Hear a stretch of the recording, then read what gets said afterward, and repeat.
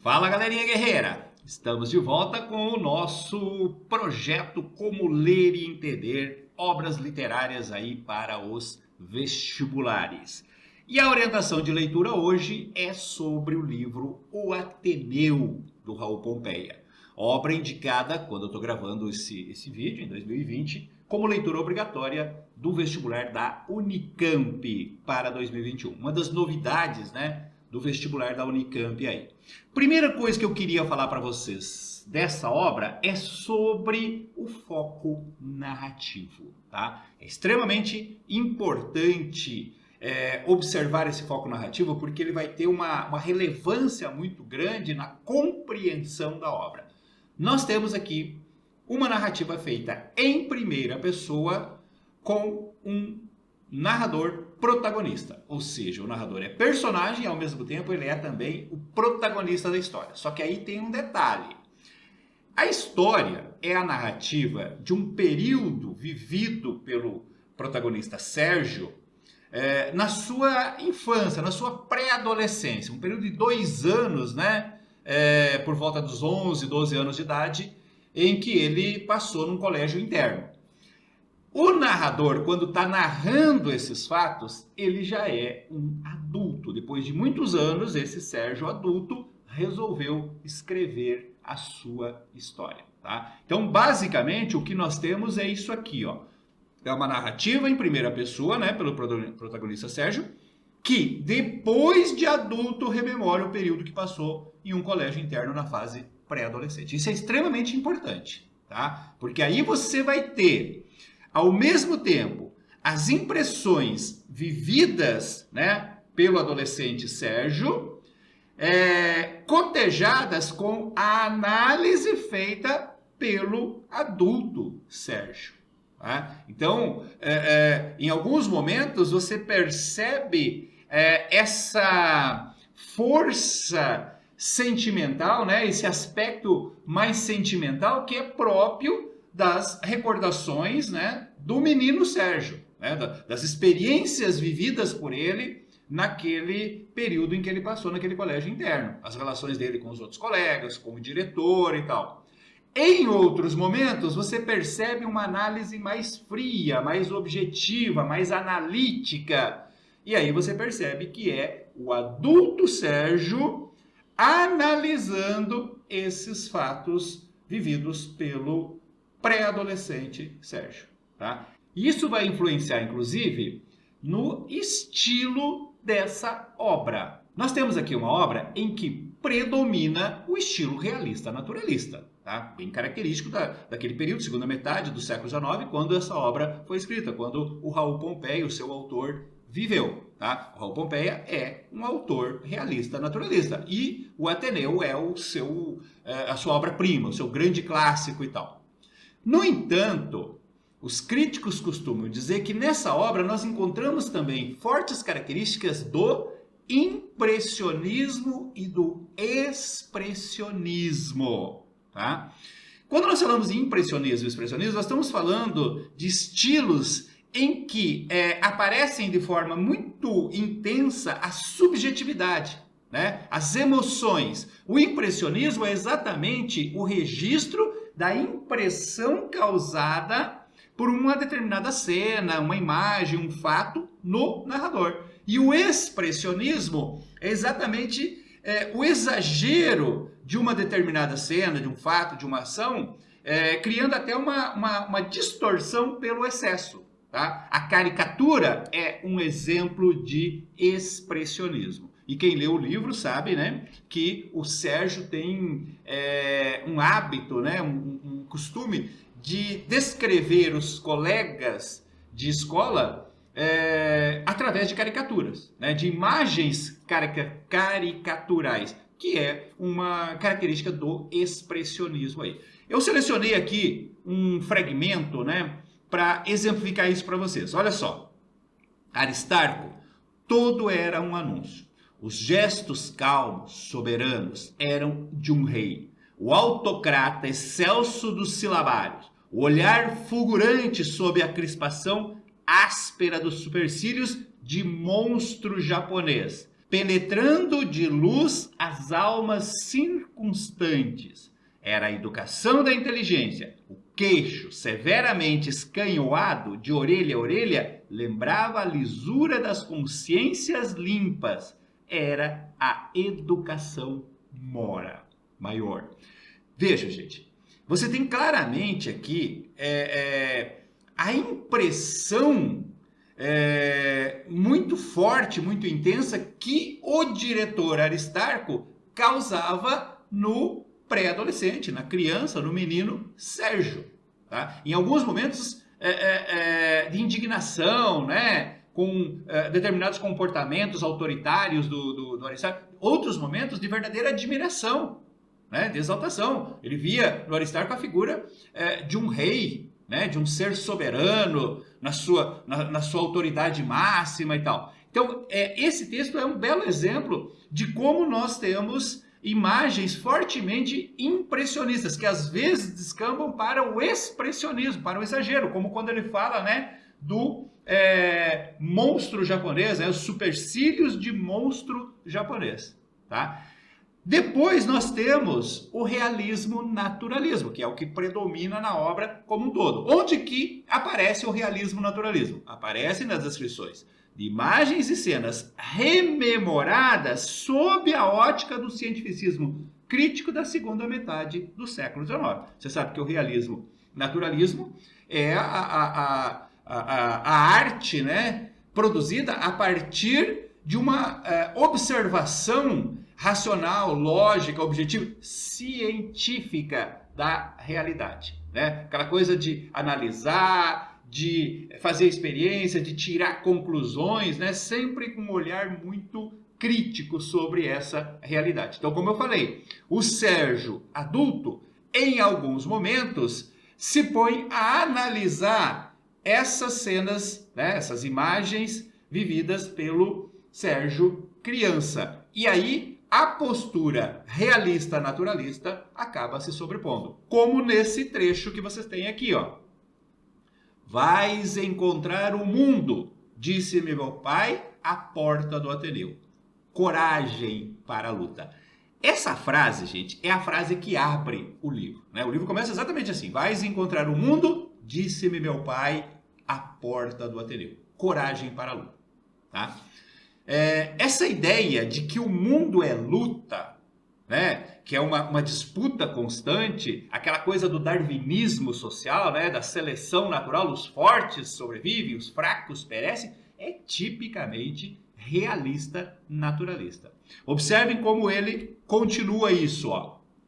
Bastante experimentei depois a verdade deste aviso, que me despia num gesto das ilusões de criança educada exoticamente na estufa de carinho que é o regime do amor doméstico, diferente do que se encontra fora, tá? Lembrando que o realismo, o naturalismo, ele surge depois do romantismo. Então, quando ele fala de estufa do carinho, que é o amor doméstico, ele está se referindo ao romantismo, quer dizer, um universo fantasioso, imaginativo, né?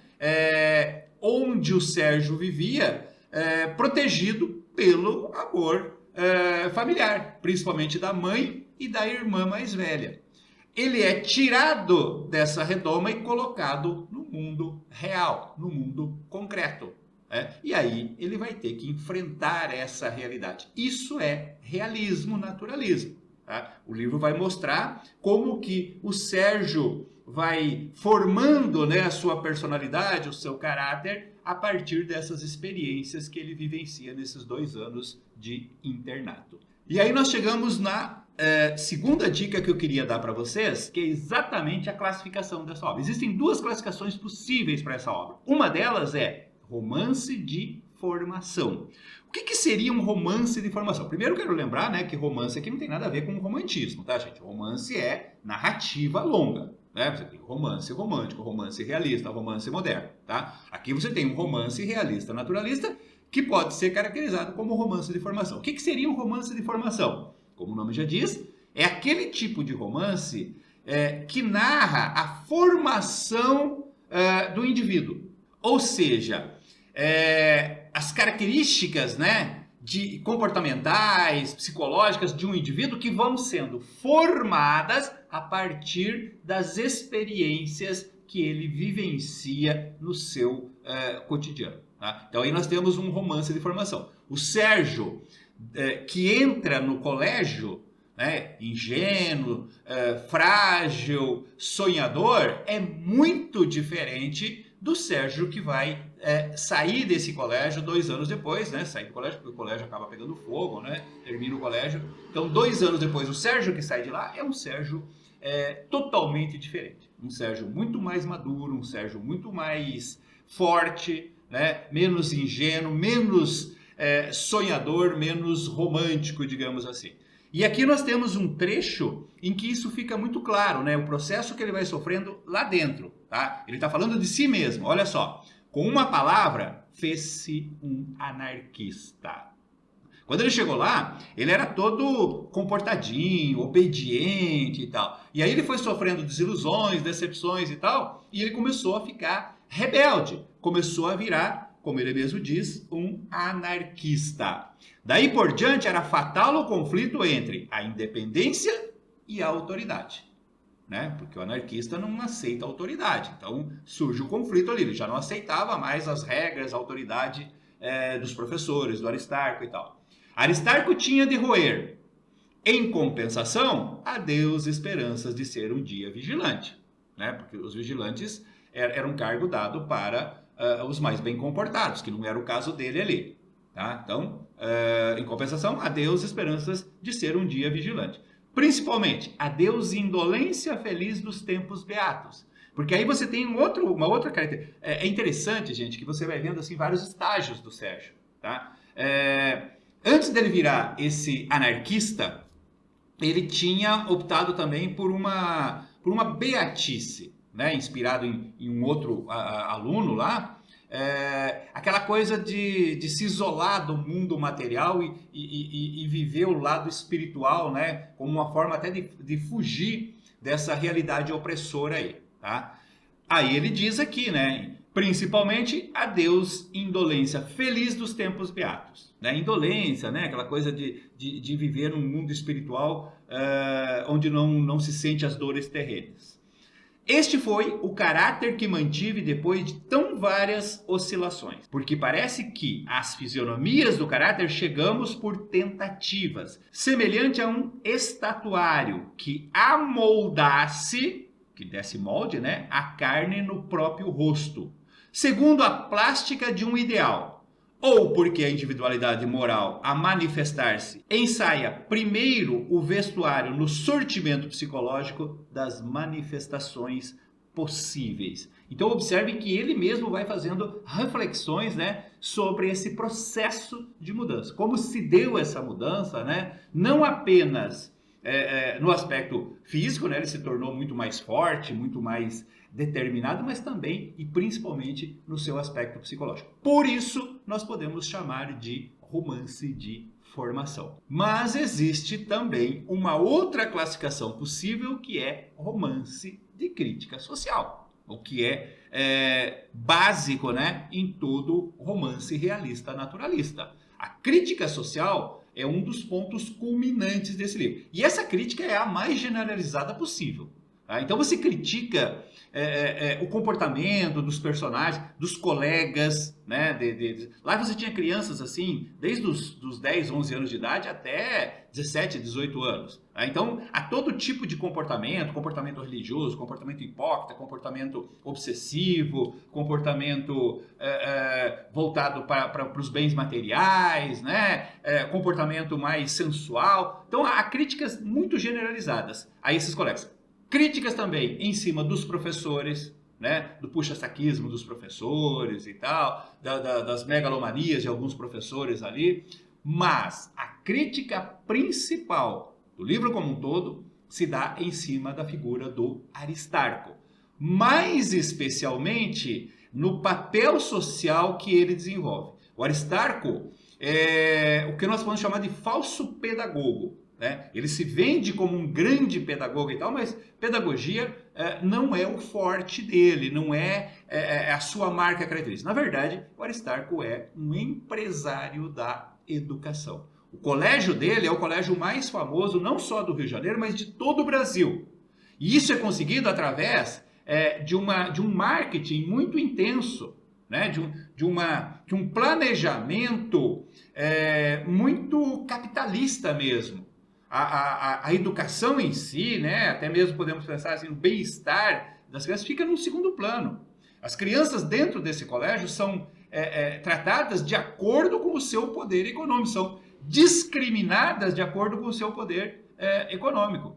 Os pais que porventura trazem a mensalidade, né, que não têm condições muitas vezes de manter os filhos lá, mas persistem em mantê-las lá e portanto atrasam as mensalidades, o filho acaba sofrendo essas consequências. Já o pai, que paga em dia e ainda às vezes contribui, né, em ações beneficentes do colégio, com altas somas, o filho acaba tendo privilégios lá dentro. Então, no fundo, gente, o que nós temos aqui é uma grande crítica ao sistema capitalista, né, burguês, aquela postura burguesa, né, de colocar o valor econômico, os valores monetários, acima de todos os demais valores. Dá uma olhada nesse trecho que eu separei para vocês. Ó. O doutor Aristarco Argolo de Ramos, da conhecida família do Visconde de Ramos, do Norte, enchia o império, isso aí é no tempo do império ainda, com o seu renome de pedagogo. Eram boletins de propaganda pelas províncias, conferências em diversos pontos da cidade, a pedidos, a substância, atochando a imprensa dos lugarejos caixões, sobretudo de livros elementares, inundando as escolas públicas de toda parte com a sua invasão de capas azuis, rosas, amarelas, em que o nome de Aristarco, inteiro e sonoro, oferecia-se ao pasmo venerador dos esfaimados de alfabeto dos confins da pátria. De fato, os educandos do Ateneu significavam a fina flor da mocidade brasileira. Tá? Isso é realçado ao longo de todo o livro. O caráter comercial do ensino. O Aristarco foi um dos precursores, né, desse comércio da educação, uma coisa que deveria ser fornecida, né, pelo Estado, pelo governo. Como não há essa educação de qualidade fornecida pelo governo, abre espaço para a iniciativa privada. E aí você entra nesse universo capitalista, né, em que o dinheiro fala mais alto, né, em que a força é medida pelo poder econômico. O Aristarco era um mestre em vender a sua imagem de pedagogo, e não só a sua imagem de pedagogo, mas a imagem do colégio como um todo, do Ateneu, como sendo o melhor colégio de todo o Brasil, e por isso, né, a fina nata, né, como ele diz aqui, né, a fina flor da mocidade brasileira, vinha estudar nesse colégio. Então, você tem um romance de forte crítica social. Críticas muito diversas, sobre vários aspectos de comportamento dos personagens e tal, mas principalmente uma crítica ao sistema de educação burguesa, né, daquela época, mas que mantém a sua estrutura básica até os dias de hoje. Certinho, gente? Foram algumas dicas básicas, né, para a leitura desse livro aí. Não é uma leitura fácil, tá, gente? É uma leitura bastante pesada, por dois motivos. Primeiro, porque tem uma linguagem muito padrão, muito padronizada, muito elevada, muito culta, tá? É uma característica do Raul Pompeia. E dentro você tem essa coisa, né, do impressionismo, do expressionismo. Então você tem longos trechos descritivos, né, que acabam meio que cansando a própria leitura, tá? Se você quiser a análise completa dessa obra, capítulo por capítulo, assim como a análise de todos os personagens, do narrador de uma maneira mais completa, da linguagem como um todo, você já sabe. É só clicar no link que está abaixo na descrição desse vídeo e você vai lá para o site do vestibular. Lá você tem a análise completa dessa obra e de todas as demais obras do vestibular. Eu vejo você numa próxima orientação de leitura de obras do vestibular. Um abraço!